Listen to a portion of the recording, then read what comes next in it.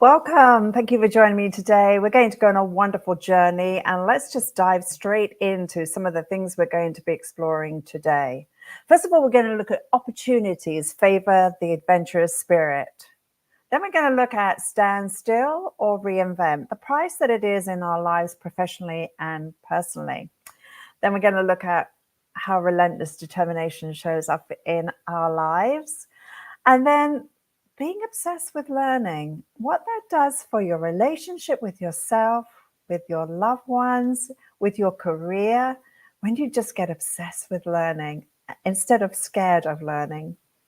The confidence is a learned skill. Many times people are scared to try something new because it's new and they don't have confidence. So we're going to look at what that means. We're going to unpack that whole subject, because when you can be free of the fear of trying something new, which is confidence is required, it's amazing what will actually happen. And then from crisis to opportunity. So we're going to explore crisis as they show up in our lives and how we manage with those situations. So I'm not alone today. In a moment, I'm going to be introducing a very special guest who's not only a dear, dear friend of mine, she's also somebody that has worked by my side for quite some time, and she has some backstories to share, and I'm going to be bringing her in a little moment. So I'm keeping you surprised. So let's look first of all at opportunities favoring the adventurous spirit, right? And let's look at what that is. So I was approached by one of my clients who said, Viv, do you want to go on QVC? And I thought, QVC? They said, well, you've got to go to QVC school. It's like, are you kidding me? There's a QVC school. They said, oh, yes. And so I went, okay, I'll go to QVC. I thought, I've never done it before. Adventurous spirit. Why not go for it? So was I nervous? A little bit. Did I want to have an adventure? Oh, yeah. And I thought, well, I can do this. So when I went to QVC school, it was so funny because at the time I was presenting hair pieces. So like little ponytails, these really cute hair pieces. And I thought, oh gosh, this is going to be interesting. So at QVC school, we all had our products on the table. And they said, well, what is your product? And I said, oh, it's a hairpiece. It's a ponytail. I said, and it has to go on this way. So if you've got thin hair, all of a sudden you're going to have full hair. But if you don't put it on carefully, it could look like roadkill. And they said, oh, Vivian, you can't say roadkill on QVC. I went, but it could look like roadkill if it's not done properly. I thought it was funny. They said, no, you don't understand. Some of our audience eats roadkill. I went, oh my gosh. QVC was an adventure. So I was on quite a few shows, but what's interesting, it's shot in real time so that they see the sales coming through on the item. So if you're not selling the way they want, they cut you. So we were fortunate. We went all of our full segments. We actually had a proper show, which was pretty amazing. But it was really scary because it's not only educating, but it's selling. And I had to learn the art of selling. So that was my first adventure into that world. But before I go any further, I think it's time to bring in my very dear friend, my beautiful Rosemary. So let's just go out there and get her. She's backstage. I want to bring her on stage. Rosemary. Hi, Vivian. Hi, guys. What I love is that, you as a lovely, proper British woman speak so eloquently and make roadkills actually sound elegant, even though it's a horrible concept. But anyway, I'm laughing on stage. Sorry. How are you?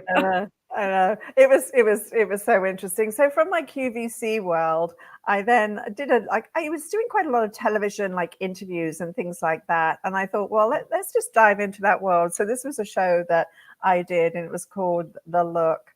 Oh, it's something to do with the stars. I don't know. It was The Look, All Stars.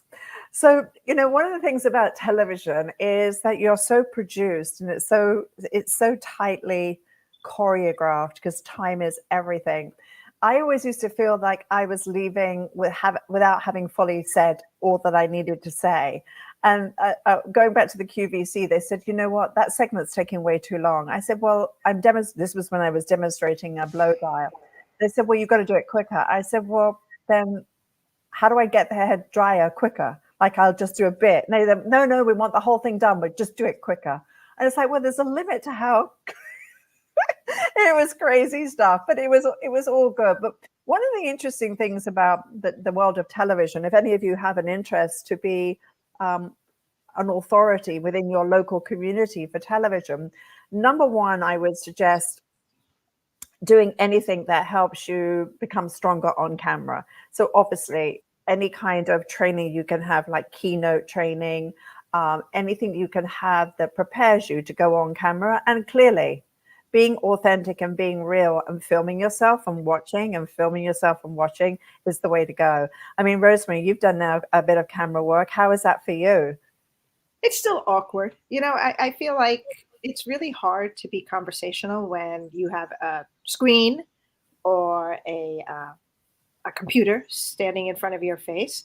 I think that it teaches you a lot about how you present yourself and how you speak. It causes you to become a little slower in your conversation, especially for those of you who've gotten to know me or know where I'm from. Being from New York, we tend to do everything at lightning speed. So it has allowed me to think my thoughts before I speak my thoughts. Yeah, beautiful, beautiful. So we're going to tell the story about how Rosemary and I met. So Rosemary is a member of my artistic team. Rosemary's been with me now, what, 15 years?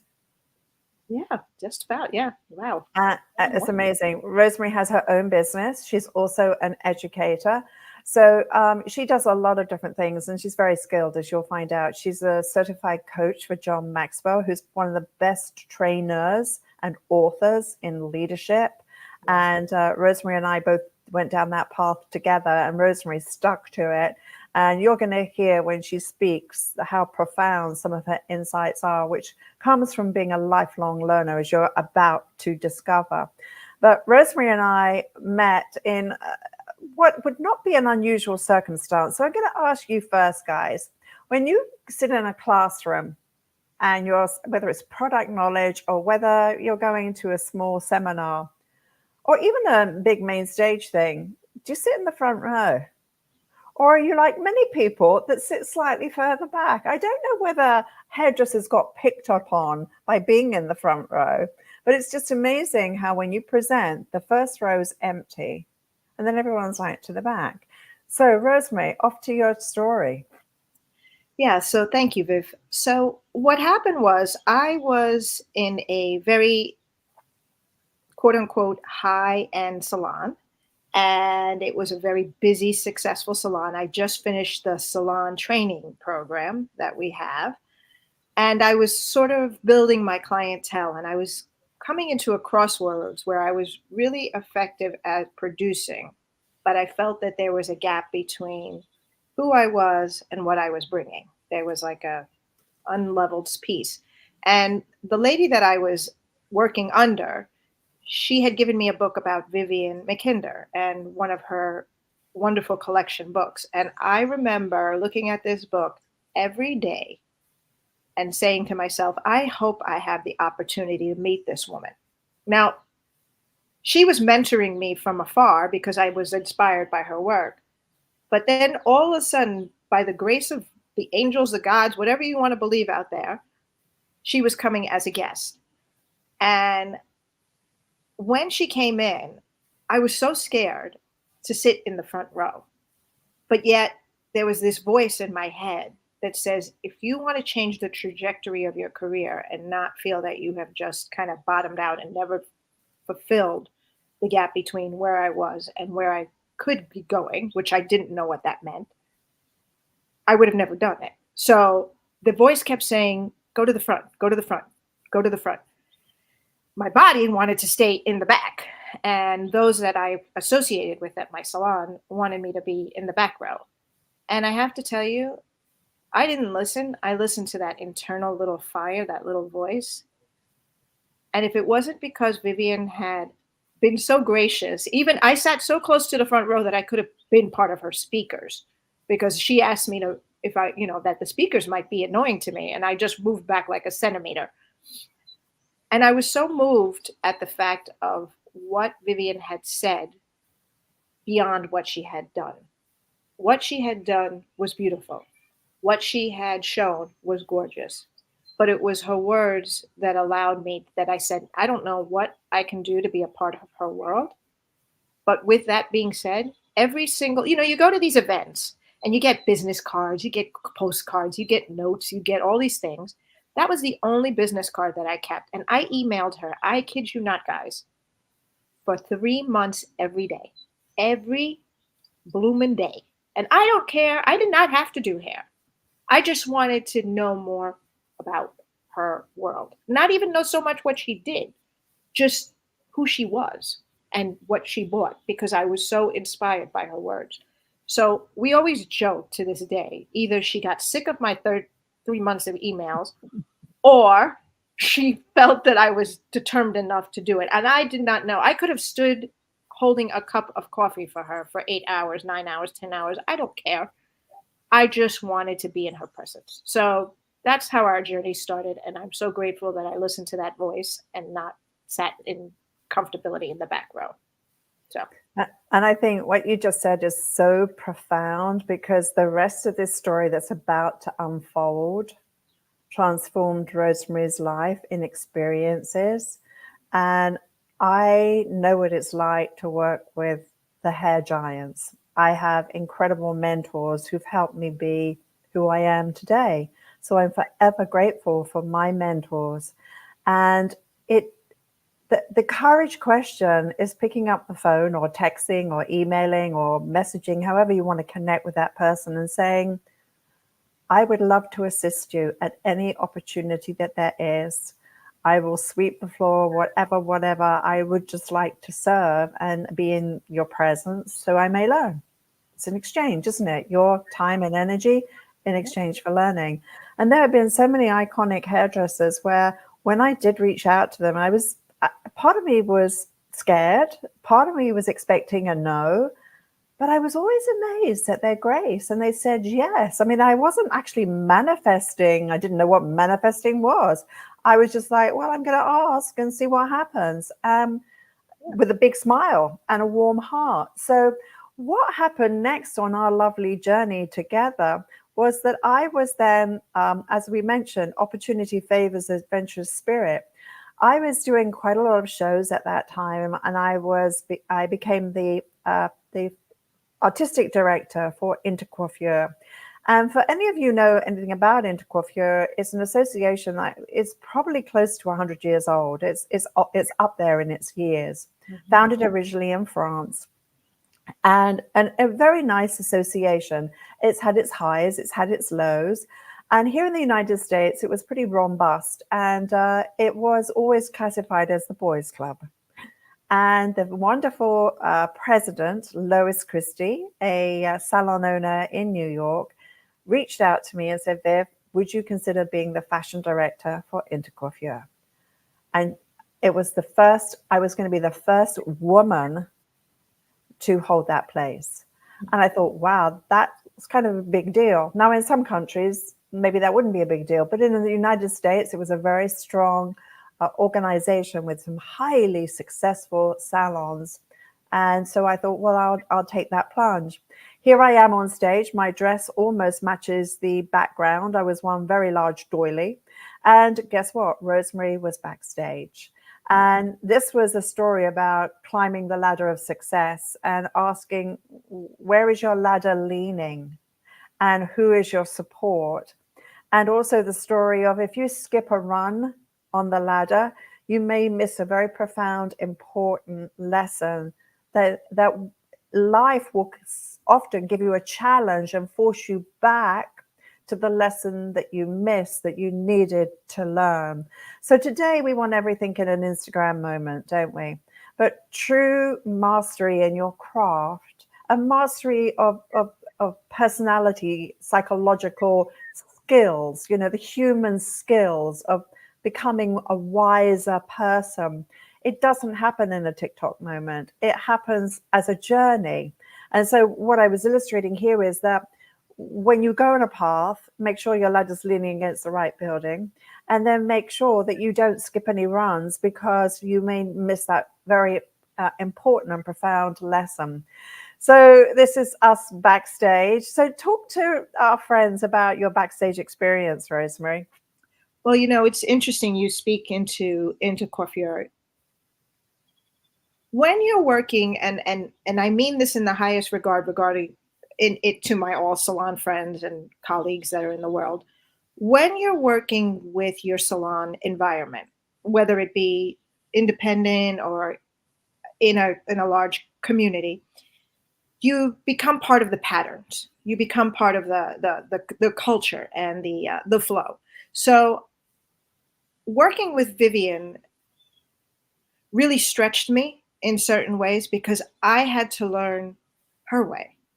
See, I was already trained and groomed in the way that I was supposed to show up, which I'm not negating in any sort of way. But taking on these opportunities when she was working and she was sharing a whole different layer of things that I was not familiar with. She was showing how a drawing would come from a drawing to a thought would come to a drawing would come to a mannequin would come to life. And that, even though I was terrified because I was, again, successful at the salon, I knew that I needed to take off my familiarity hat and I had to be open to saying yes, even if I didn't know what yes meant. And remember when I said, Rosemary, you're going from backstage Rosemary is the most amazing assistant and she makes the day flow. So if you want to connect with some iconic hairdressers, you've got to know how to assist, anticipate the need before the artist even knows that they need it. It's being so resourceful that the day goes through a beautiful flow. So as you can imagine, when you're doing photographic workshops or photo shoots or main stage events, time is of the essence and time is never enough. And so when you have somebody that just is like boom, boom, boom, and they're just like so brilliant, Rosemary was brilliant. And Rosemary went through training with me. And so again, let's go back to the beginning of this conversation. Rosemary was the person who usually would sit in the back of the house. On that one day, she chose to go to the front. And then she was tenacious in reaching out to me to ask, how can I assist and how can I serve?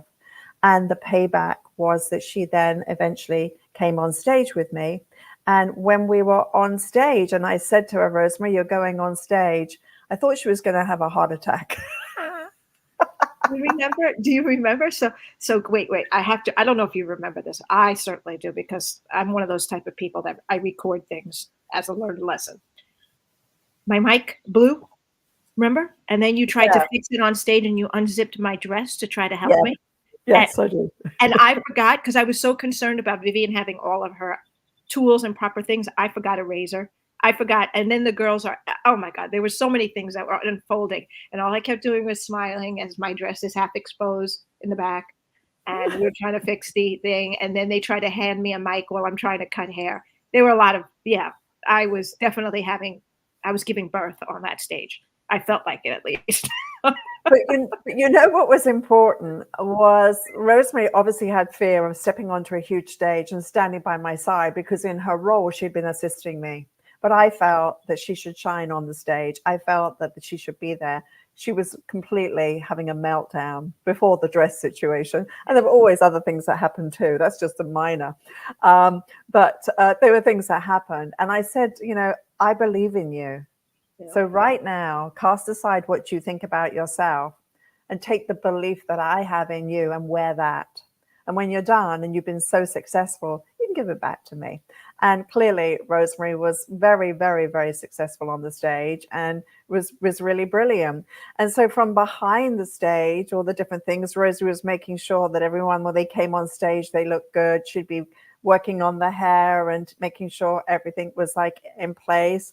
And it became an incredible journey. And so then Rosemary was successful there. I dragged you off. Where was that? Where was the first place I dragged you to overseas? The first place we went to was Brazil. That's right, Brazil. And, you know, here I told you I matched the doily. I'm a doily. I'm a very large doily. And I matched the background. And I couldn't believe when I stepped on the stage and I thought, oh no, my dress. What am I thinking about? But we have fun on stage. And what's brilliant is to entertain, add value, and inspire the audience to want to do more. So yes, we went to Brazil, but you didn't come to France with me, did you, on this one? No. So as the fashion director, I had this wonderful opportunity to go to Paris, and we did this photo shoot, and we had a little location vehicle. We were buzzing around Paris, and then true to form, the drizzle started, and it was this very fine mist of water. And so we would jump out, take a photograph, and then jump back in our little yellow bumblebee location vehicle and then go on. And you know what's really interesting about this photograph, you can see in the distance is the Eiffel Tower, but actually the Eiffel Tower wasn't in that position. We moved it in post-production because I love the shot with her on the stairs and the Eiffel Tower was out of the shot. So I said, can you move it in post-production so I can see my Eiffel Tower? So anyway, there is the Eiffel Tower. And it, again, you know, working with amazing designers and working in such a cool place. And there's something about when you work on location, the images you get are just so extraordinary that you would never get in a studio environment. So behind the scenes of this, there was the stress of the weather. There was the stress of going around Paris with the gendarme saying, move on, or where's your permit, which we did not have. And so it was kind of crazy. And then I started to do more and more shoots. And to be honest, the world of photography became my happy place. But having said that, in the beginning, going on a photo shoot was terrifying to me because when I was a baby hairdresser and I was sent from Sassoons out to do shoots, I had no idea what to do. I had no idea about the questions to ask. I didn't understand what the story was. A story? I'm taking a picture. You know, we're taking pictures. There was so much I did not understand.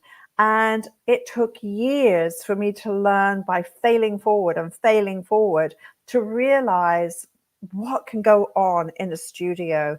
And so today, all these years forward, I'm now really grateful for all the challenges and problems I had in my beginning because it's helped me coach and train other people because I now understand. You see, I am very much like all of you. I began like all of you that are watching. I just made decisions in my career that changed the path, that opened doors to opportunities because of the decisions that I made. And so what we're doing today is we're unpacking those challenges and looking at the opportunities that come our way. Are you ready for it? Or is there an opportunity that's passing you by? Rosemary was ready for the challenge and she 100% stepped into it, which I think is really so exciting. So then, Rosemary, were you on this shoot? Let me just bring you back in here again. Were you on this shoot with me, Shadows and Shapes? Got to go down memory lane and think about that, haven't you?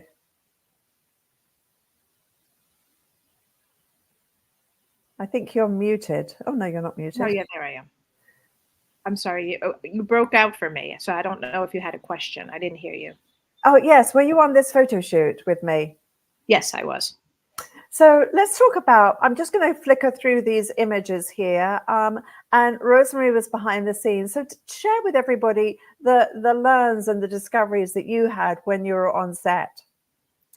Well, through the process of going through Vivian's trainings and really learning to how Vivian creates, brings a story to life, it helped me to really understand the dynamics of who's sitting in your chair, who you're designing for. That really helped open up that eye. You know, watching these beautiful women transform from different looks of something taking a sleek to the left, or at least my left, and then over to the right and making it a little bit more undone, and just how much it changes the face. It just taught me how to refine my eye. I wasn't in the practice of just doing anymore. I was in the practice of learning and understanding and growing and understanding the why. That's what that has been the big, most transformative, and how it related to a head to toe relationship versus just the hairstyle. Because I didn't get that opportunity to learn that. I didn't understand that. That was not clearly defined for me in my career of the first 15 years of my career before where I am today. Yes. And you see, when I'm creating a collection, this was called Shadows and Shapes. So you can see shadows and you can see shapes. But I wanted to show everything done and then undone. And actually, I think this halo hairstyle is so on for the next trend. It's Mm. an incredibly difficult hairstyle to do. But, what I like is a hairstyle that withstands the passage of time. And these hairstyles do. So Rosemary was there for the whole thing and got to witness some of the challenges and so on and so forth. So the next thing is stand still or reinvent. So standing still is actually moving backwards because life is moving forwards. And we want to always be moving forward and not standing still.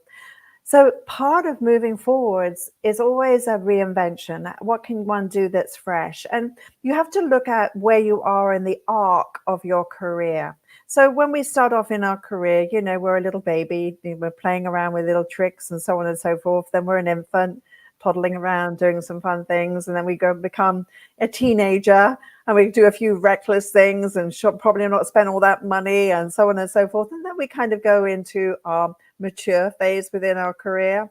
And then we can get into the aging part of our career to the finality of our career. So when you look at where you are, there is, yes, the years that you put into your career, but then there is the essence of who you are. Are you still a teenager at heart?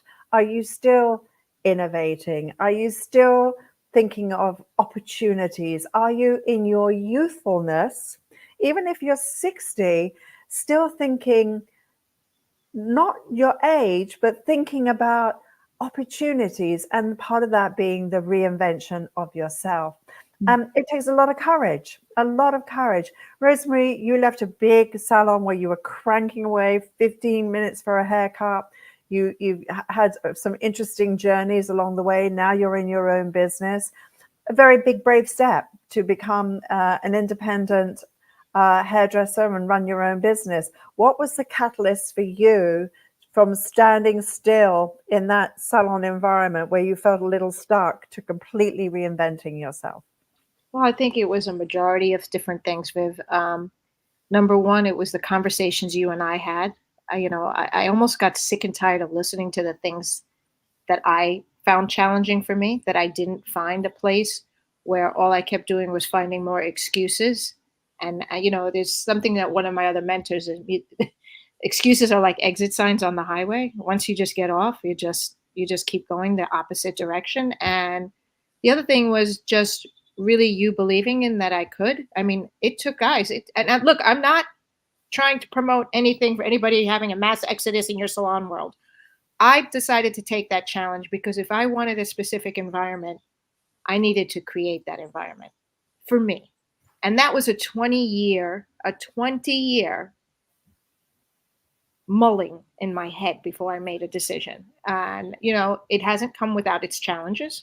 I'm not going to say it's been a walk in the park, but in order for me to be able to, I believe I'm a true believer that in order for you to be able to speak into something, whatever that may be, whatever it may be in your life, you have to live it. If you don't live it, how could you speak it? Because you haven't walked it. So that's just how I look at life. It doesn't mean that that's everybody's cup of tea, but you got to go through the pain in order to go through the growth.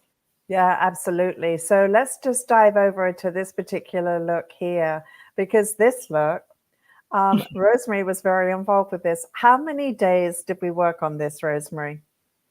Just that particular one was 5 days, guys. 5 days of twirling pieces of hair. I've never had such a love-hate relationship for blonde. Um, but at the end, when it came together, it was magnificent. And I think that this was probably one of the most expensive dresses I'd ever touched. I think it was, what was it back then? It was 25,000. It was by Dolce Gabbana, and just beautiful. But you know, the vision to think, okay, when you've got everything that's raw and you're trying to build the story, to me, there's no difference when I'm on a photo shoot building my story to a client that's sitting in my chair, because I'm still thinking, what's her story? Is she classic? Is she traditional? Is she relaxed and undone? What's her story? How does she show up to be the best version of herself? So I don't separate one from the other. I take them all over, and I think that's very, very profound. Yeah. So later on, moving forward now, we're actually going through 20 years of my career. For those of you who haven't seen this is the last episode that I'm doing right now on my career.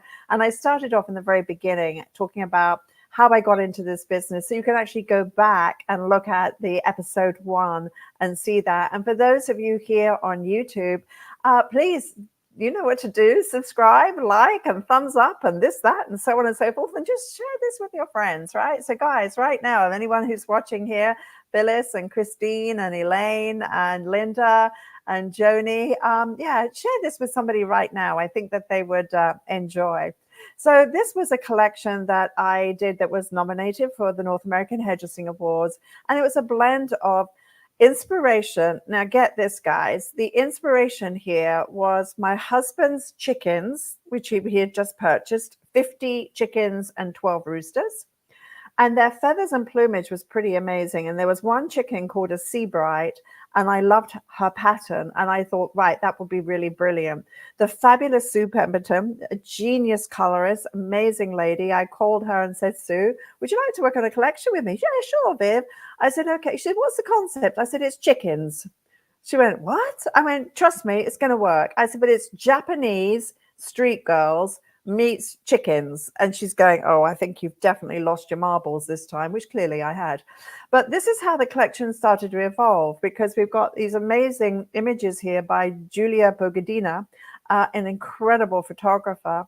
And this was published in magazines, and it went on to get so much recognition. But the humbleness of this is how it all evolved and how it began. So here are the wefts. And you could say, well, how the heck are you going to go from this to the final look? You know, the minimalism of the makeup, but the strong eyebrow, the eclectic Japanese sensibility of this look with this really cool pattern and print.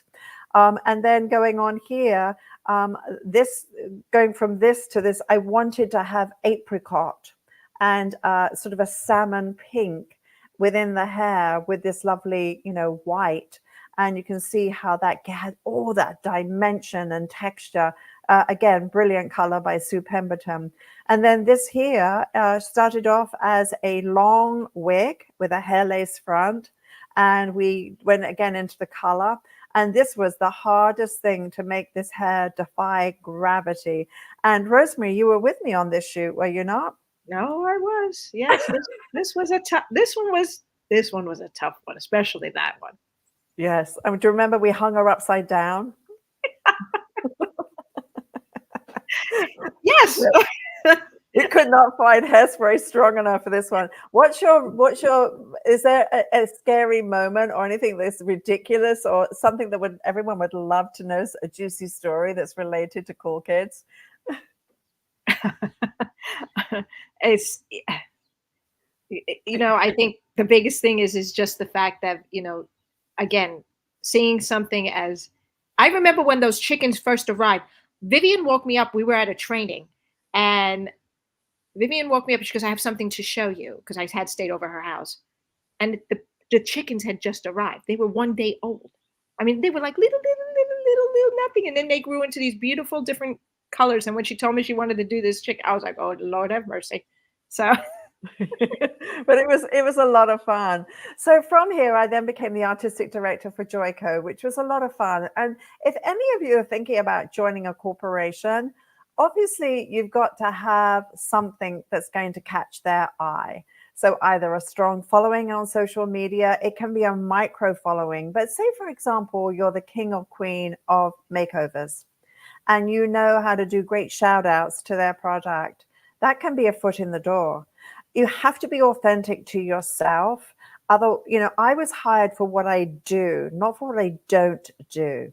And so, some people fit in very well to working with brands, and other people, it's like it's very confining because it's corporate America or corporate wherever. But I had the opportunity again to start traveling around the world. Rosemary came with me, and it was a pretty amazing experience, wasn't it, Rosemary? And the time pressure for these shows was extraordinary, wasn't it? Yes, and the language barrier, because we did have a language barrier as well. That Yes. was tough. And the way that you were able to communicate with these women, with them not being able to speak the language, but the body language that you conveyed, and that's such an important part of who you are as a technician behind the chair, or how you present yourself. You were able to bring out the essence of these women, and their energy changed based on how you saw them and understood them without the words. Well, So, that was the first time I really put my consultation to the test because of the language barrier. I had yeah. 12 girls standing up, and I went from one to the other, asking very important questions. The translator wrote down a couple of points, communicated it, and it was incredible. The consultation form worked so perfectly, and we have very strong alpha females there. Whoa, they were strong. And if I had not got it right, I probably wouldn't be sitting here right now. And they loved what we did. So it was pretty amazing. So as time went on in my career, I started to win more awards, which was nice. And from there, that got more attention from other jobs that came my way. So that was really good. And then this happens to be one of my still all-time favorite collections because it was inspired by samurai warriors. I did the color myself and I wanted just suggestions of the red to peek through the color. This is 100% a razor haircut. I love the makeup. I think the makeup really supports the whole look, as you're about to see. And this is one girl that I took on this incredible journey of wanting to do all of this architecture, as again, based on my inspiration was samurai warriors. So sometimes you leave the inspiration and you would never know that that's where it began. And an idea is about where it begins. And the journey and the evolution is something else. Like this is a wig that I put on back to front and I stuffed the inside of the wig. And that was a pretty powerful example of what you could do. This Mhm. one is actually a wig that I cut. It was a pixie wig that I cut. I then stuffed the inside of the wig. I then brought out all of her own hair all around the front. And then I made a headband out of the hair to create this look. And then I wanted movement. I wanted energy into this so that we could have something exciting. So let's talk about relentless determination and how important that is, because I'm kind of skipping through these images right now, but there was a lot of stuff that went on behind. And Rosemary, please, if you think of a story or something where you can interject that it wasn't always smooth rolling. And this one here, this one, again, took a lot of time to create. I think this particular hair hat was, that was days and days. And I think I have 5 colorists working here on that one. That really took a long, long time. And this was very difficult to photograph. Did you have any stories for this one?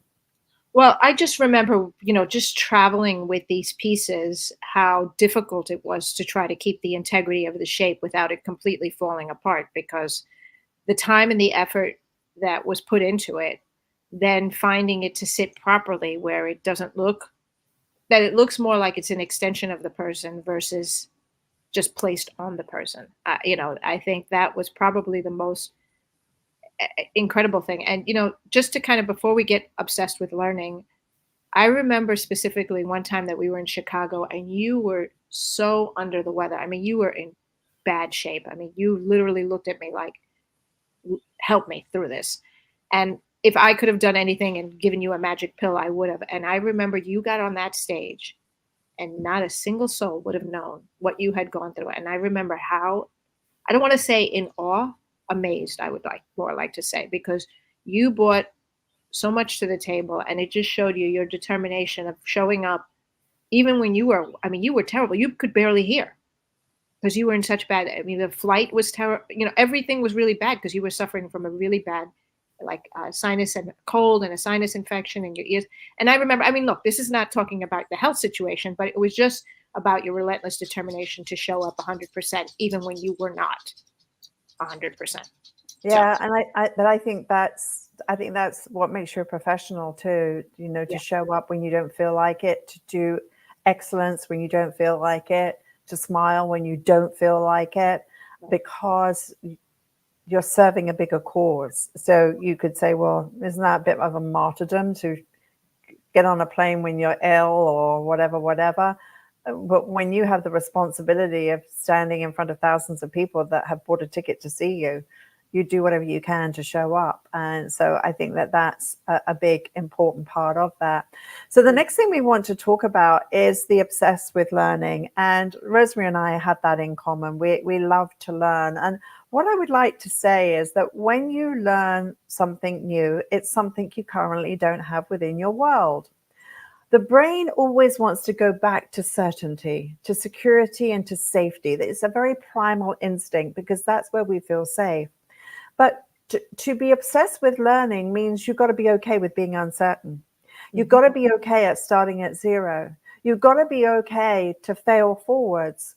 You've got to be okay to hit walls because that's part of the learning. So why do most people not pursue reinventing themselves? Because it's scary. It's safer to just stay the way you are. But what you trade is boredom, lack of growth, lack of opportunities, a duller life because you're playing it safe. But if you don't play it safe and you just go out there and you learn, and today it's literally an even playing field because it doesn't matter where you are in the world, you can access information, which when I was growing up, it wasn't readily available, right?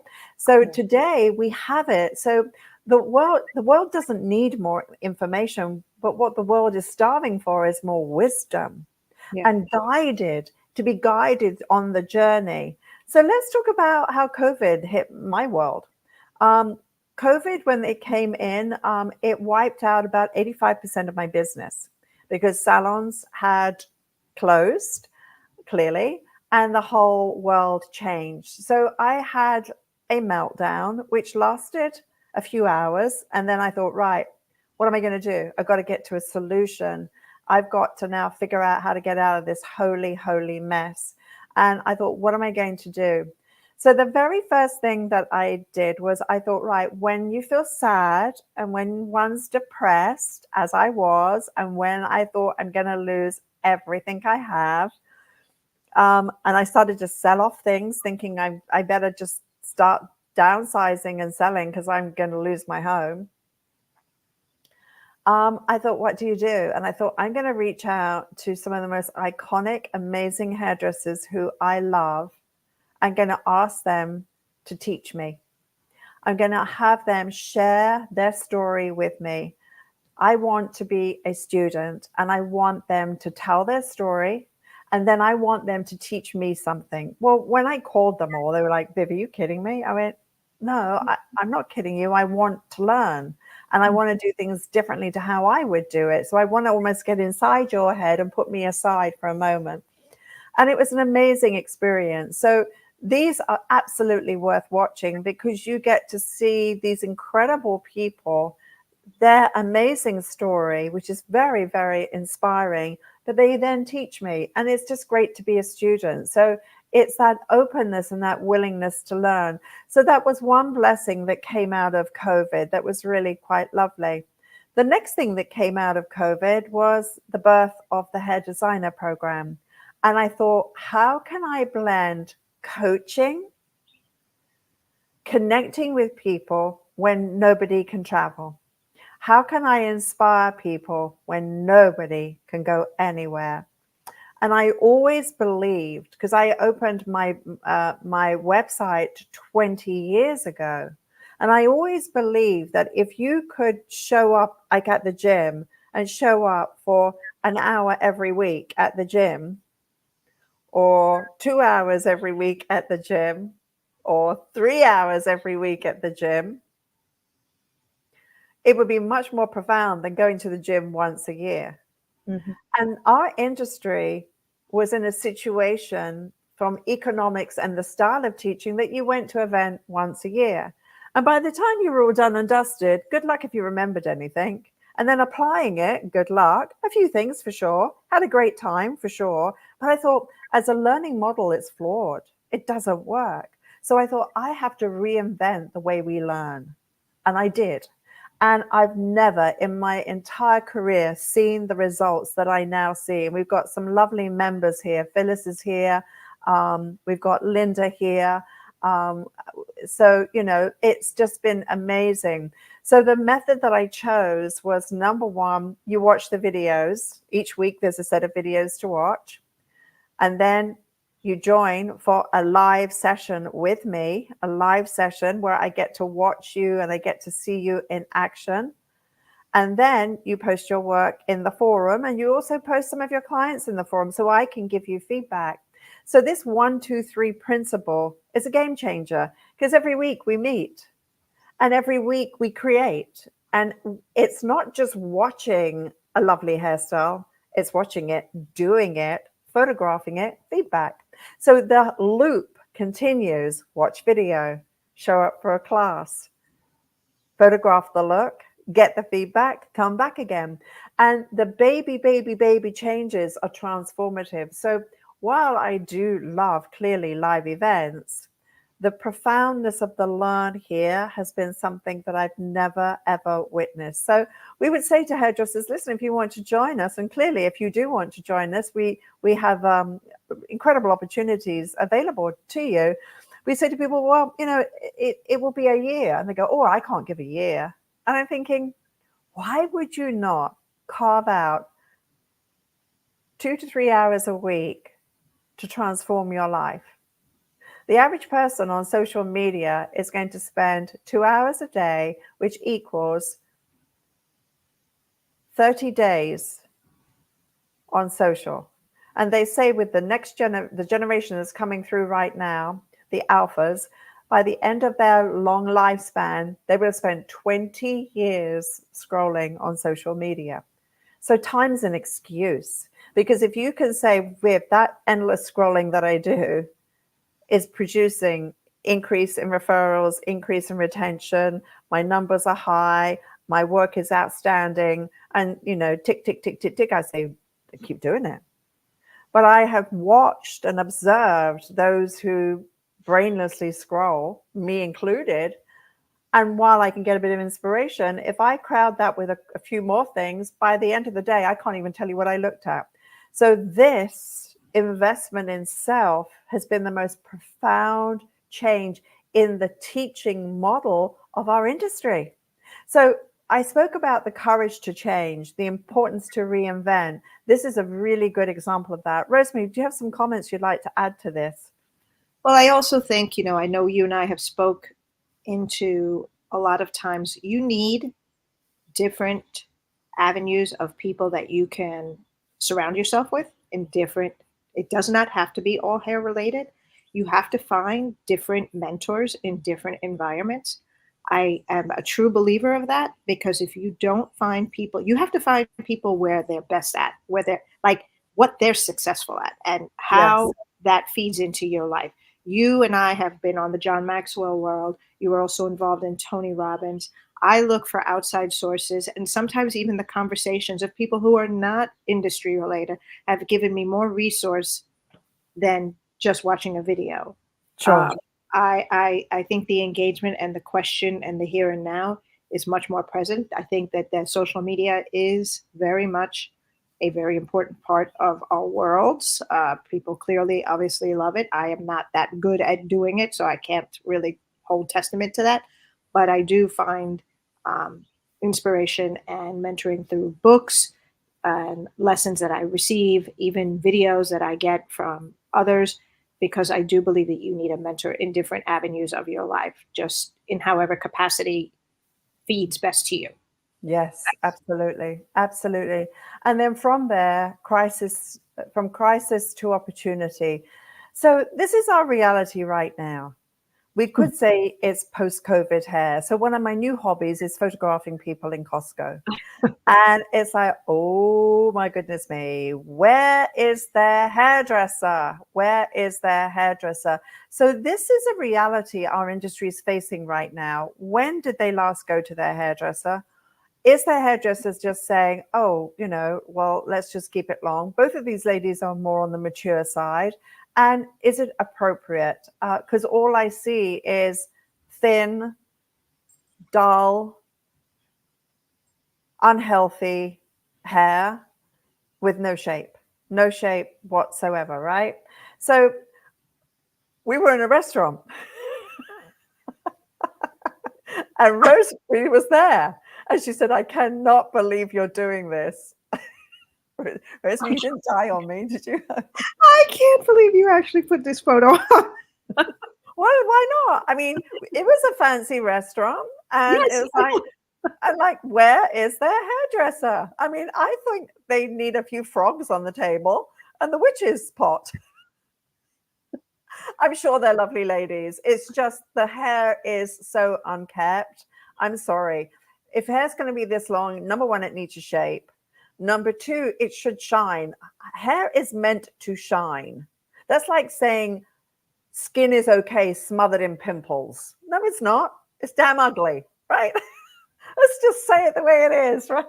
So I started to think, okay, so if I could show this lady these hairstyle options, she's got a nice texture, she's got lovely hair, wouldn't that be more gorgeous? Now, obviously, she's got a pretty colored hair. Let's celebrate that. Let's make it even more golden, right? Right? So, but are we showing them these references? Then we've got this lady here. Now her hair's looking thin. Would it be more appropriate to have something like that? She'll still have that sense of volume and length to her, but she's got a shape and a more appropriate color. Could we not do that?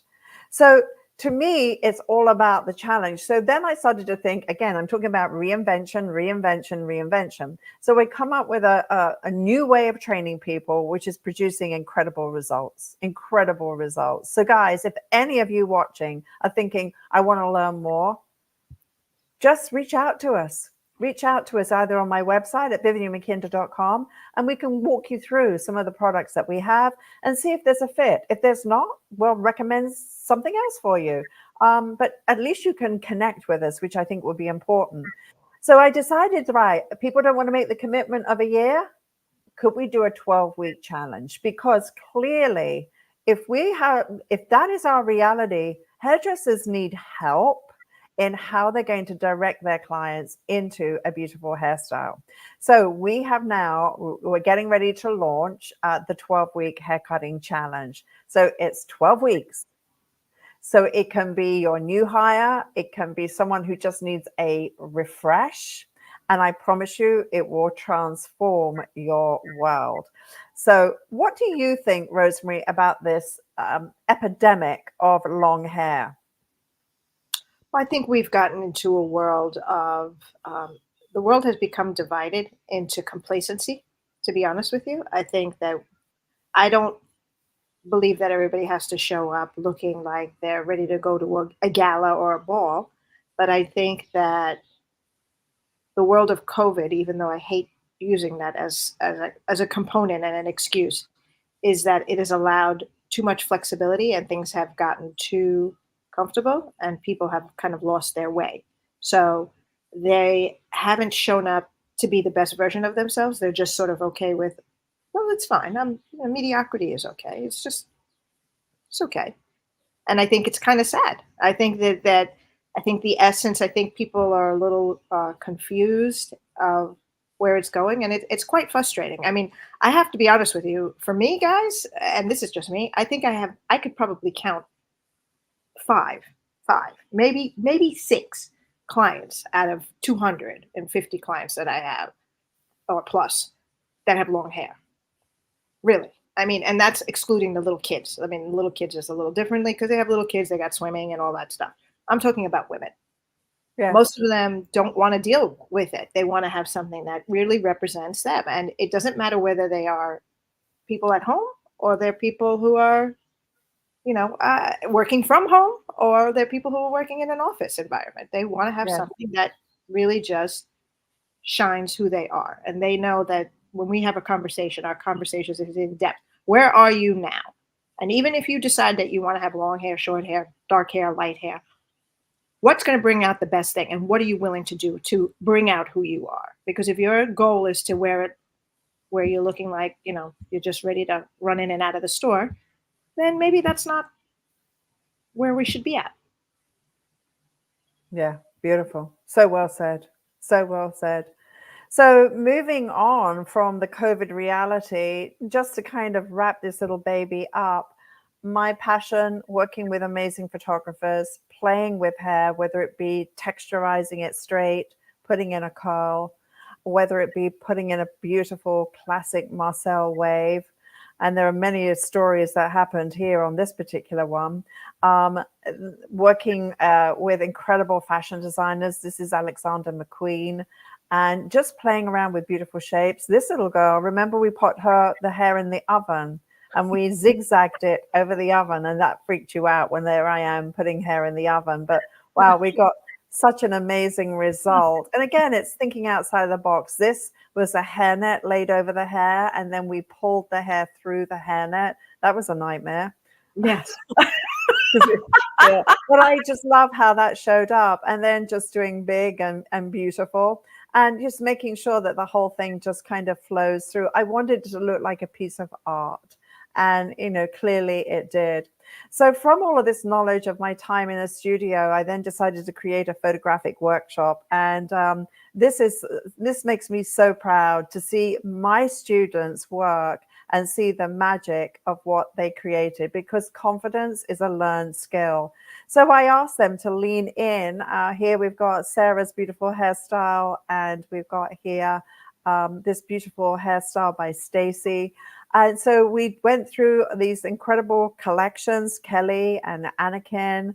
And here we have Julie and Misty's work.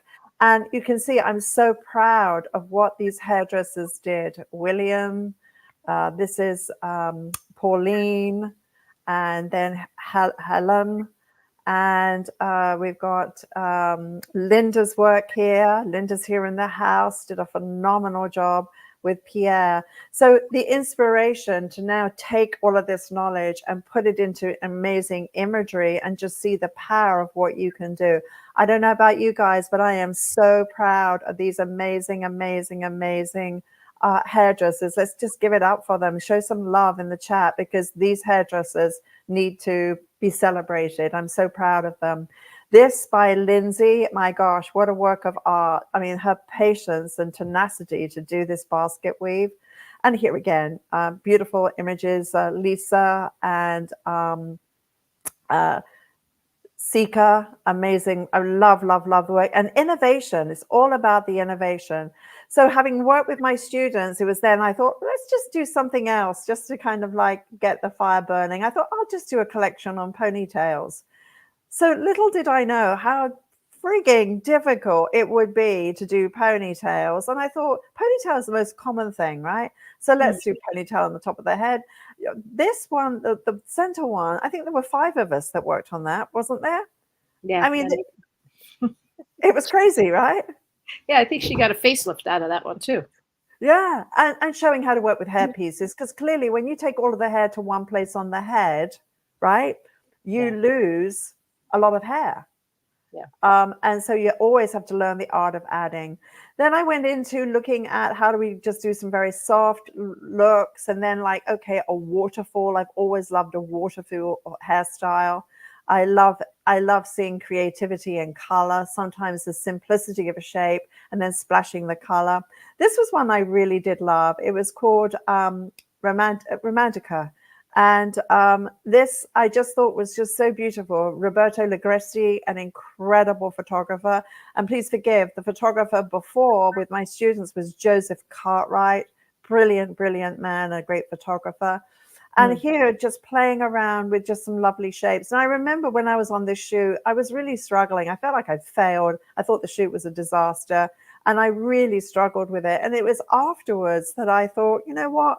Just be a bit kinder to yourself, Viv. I mean, my gosh, if you treated a friend the way you just treated yourself, you'd have nobody. You'd have no one to talk to. I was really tough on myself. And Rosemary was there. And it was like, it's not good enough. It's not good enough. It's like, oh, for goodness sake, I should have had tape put across my mouth. But it turned out to be really, really pretty, I think, and, you know, still timeless. So that's the lovely thing about this. I think when you do real beauty, it has a very long shelf life. And, you know, there's a fine line between creativity, obviously, and bad taste.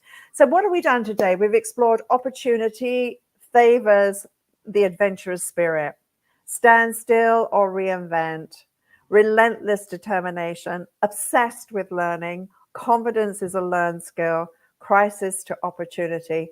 That, my friends, is my career. So I hope that you found that inspiring today. I hope that there's some lessons you can take and unravel them to apply to your own life.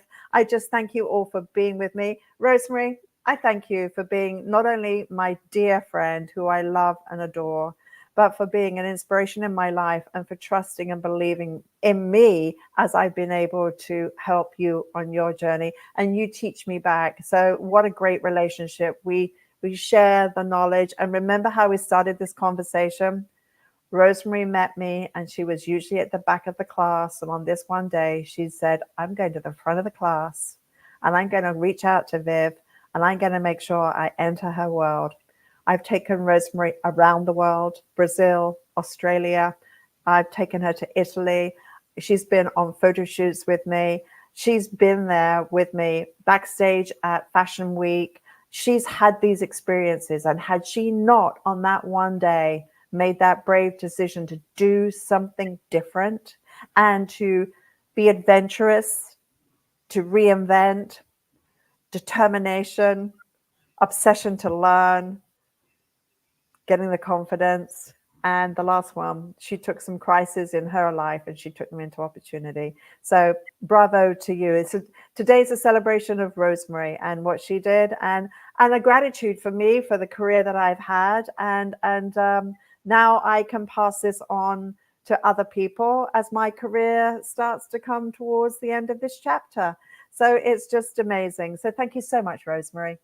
Well, thank you, Vivian. And, you know, honestly, guys, there were more times that I was afraid, and there was a lot of times that I did not believe in myself. But Vivian held me in very high regard, and I will always be indebted to that. You know, learning to strip away what you've been conditioned to learn and relearn, not knowing if you'd be able to. There was a lot of struggle, but with that struggle came those opportunities because there was someone in my corner, and you know, I will always be indebted to her. So like I said, guys, you know, Christine, congratulations for your multiple salons and what you do, and thank you, ladies and gents and anybody who's listening. But you know, I hope that Vivian's career will continue to share with us all that she can, and hopefully you'll be all as blessed as I have been, because I know I would not be here today without her. So thank you. Thank you so much, Rosemary. Guys, thank you so very much. Once again, if you want to join my community, you know what to do. Just go to vivianmckinder.com. You can book a call and we can find out how we may serve you. Thank you so much for your time. God bless you all, and bye for now. Bye, everybody.